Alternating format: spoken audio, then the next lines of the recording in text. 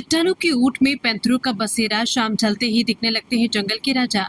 बलवाड़ा शहर से करीब 35 किलोमीटर दूर करोई कस्बे के निकट ओजाघर गांव का पहाड़ी क्षेत्र इन दिनों पैंथरों की मौजूदगी को लेकर चर्चा में है। ग्रामीणों के अनुसार यहां कई पैंथर खुलेआम विचरण करते देखे जा सकते हैं। शाम होते ही वे चट्टानों, गुफाओं और पहाड़ियों से निकलकर आसपास के क्षेत्र में घूमते नजर आते हैं, जिससे ग्रामीणों में डर का माहौल भी रहता है। ग्रामीण बताते हैं कि पैंथर इतना निडर है कि कई बार सड़क तक पहुंच जाते हैं। ऐसे में लोगों को अपना रास्ता बदलना पड़ता है। हालांकि वन्यजीव प्रेमियों और बाहर से आने वाले लोगों के लिए ये दृश्य किसी रोमांच से कम नहीं होता। क्षेत्र में वन विभाग ने भी लोगों को सतर्क करने के लिए चेतावनी बोर्ड लगा रखे हैं। ओजाघर क्षेत्र केवल पैंथरों के लिए ही नहीं बल्कि अन्य वन्य जीवों के लिए भी सुरक्षित ठिकाना बना हुआ है। यहाँ अजगर और जंगली सुअर भी बड़ी संख्या में पाए जाते हैं। जंगली सुअरों के कारण किसानों को भारी नुकसान उठाना पड़ रहा है। ग्रामीणों का कहना है कि हाल ही में बोई गई मक्का की फसल के बीज तक सुअर खोद कर खा जाते हैं, जिससे खेती प्रभावित हो रही है। इस समस्या से जिला प्रशासन और संबंधित विभागों को भी अवगत कराया जा चुका है।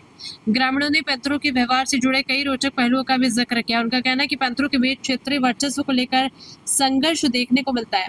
बड़े होने पर नर पैंथर अपने इलाके पर अधिकार जमाने के लिए आपस में लड़ते हैं। जो पैंथर जीत जाता है वो क्षेत्र पर कब्जा कर लेता है। ये देखो ये पैंथर चालू करो ना, ये रघुनाथपुरा में और आगे उधर जा लेकी मैंने चेदू पाछू फरी यार दरपो कोन पैसा है दर फरी देखो उबो इपड़ ओड उबो मुगे जी वो अंग्रेजी बोले ने हां ने दर पे पैसा माको पैसा हम आवे वो देख अंग्रेजी बोले नीचे उबो आल नाल जो है ना आल नाल ओ है वहां, जबकि हारने वाले को वहां से जाना पड़ता है। ग्रामीणों ने कई बार पैंथरों की ऐसी लड़ाइयों को अपनी आंखों से देखने का दावा किया है। स्थानीय लोगों के अनुसार ये इलाका पैंथरों के प्रजनन के लिए भी अनुकूल माना जाता है। चट्टानी पहाड़ियां, प्राकृतिक गुफाएं और कम मानवीय हस्तक्षेप उन्हें सुरक्षित आवास उपलब्ध कराते हैं। दिन भर गुफाओं और चट्टानों की ओट में रहने वाले पैंथर शाम ढलते ही सक्रिय हो जाते हैं। गौरतलब है कि इस क्षेत्र में खनन गतिविधियां भी संचालित होती है, लेकिन इसके बावजूद वन्य जीवों की मौजूदगी बनी हुई है।